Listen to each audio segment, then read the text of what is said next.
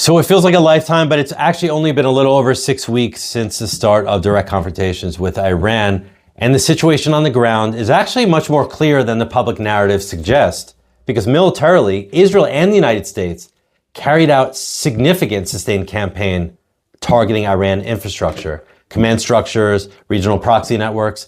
The strikes hit transportation corridors, weapons depots, operational hubs across multiple locations. And in Lebanon, Israeli forces continued parallel operations against Hezbollah, dismantling positions and reducing immediate threats along Israel's northern border. Now, these actions had a measurable impact. Iran's ability to move weapons, coordinate through its proxies, and operate freely across the region has been significantly disrupted. Hezbollah, while still intact, has been pushed onto the defensive in key areas, and for the first time in years, Iran was forced to respond to events rather than dictate them. Now, at the same time, the campaign stopped short of altering the core reality inside of Iran. Now, despite pressure, the regime remains in control. Senior leadership structures were affected, obviously, but not dismantled.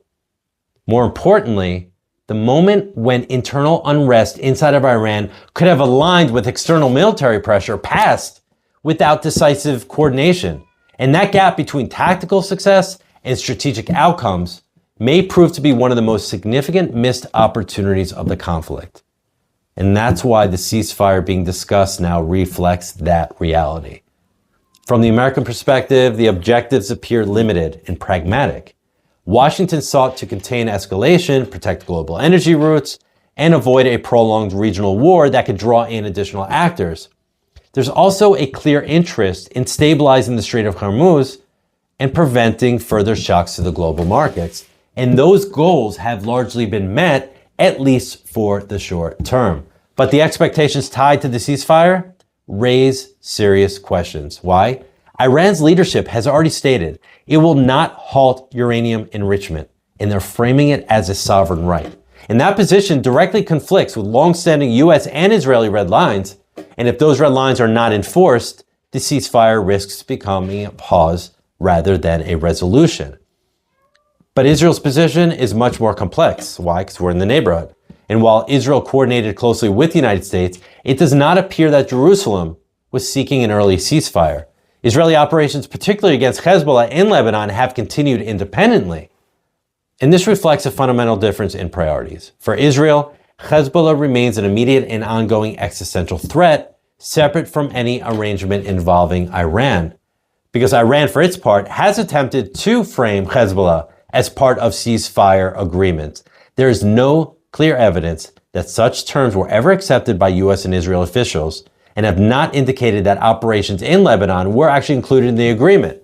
And that gap between what Iran claims and what has actually been agreed upon suggests an ongoing information campaign shaping international perceptions. And that effort is already visible in Europe.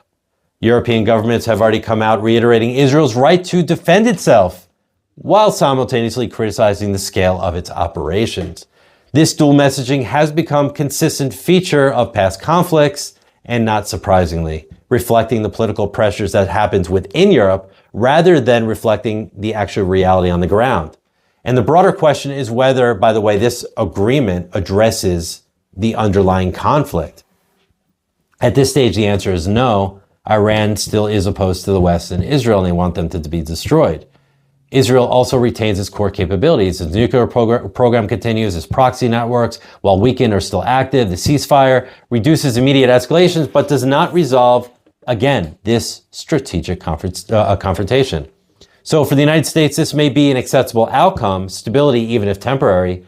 It serves as an immediate economic and political interest. But for Israel, the situation is not so settled. The threats that triggered the conflict in the first place have not been removed. They have been degraded, delayed, and in some cases exposed, but not eliminated. And that leaves the region in a very familiar position, that the fighting may pause, but the underlying conflict does not. So we are at a crossroads right now, people. Whether or not we kick the can down the road and we allow the Iranian regime to exist, to lick its wounds, to rebuild, and to regroup, and to rearm, and become a greater threat to Israel and the West than beforehand? Or do we continue and we continue this operation until the regime falls?